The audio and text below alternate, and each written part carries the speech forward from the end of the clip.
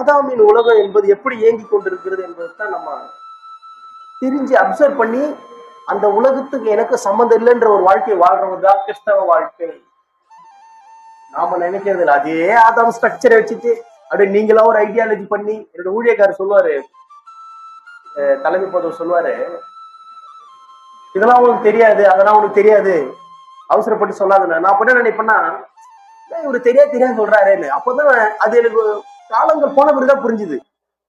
ஓ correct, நம்ம ஆதாம் உலகத்தை தான் பார்த்திருக்கிறோம், இயேசுவின் உலகத்துல வேற மாதிரி இருக்குன்றத அவர் சொல்றாருன்னு அப்புறம் தான் நான் ரொம்ப நாள் வருஷங்களுக்கு அப்புறம் தான் இதை நான் புரிஞ்சுக்கினேன்.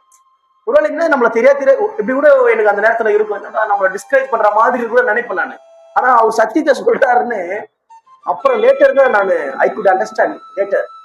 அதாவது நல்லா புரிஞ்ச ஒரு காட்ஸ் மேன், சத்தியத்தை பேசுற மனுஷனா என்ன பண்ண முடியாது, பெருமையா பேச முடியாது. சத்தியத்துக்கும் பெருமைக்கு சம்பந்தம் இல்லை. பெருமை சொன்னா இருள், வெளிச்சத்துக்கும் இருளுக்கும் சம்பந்தம் கிடையாது. புரியுதா? பெருமை சொன்னா இருள், சத்தியம் சொன்னா தாழ்மையின் அடையாளம்.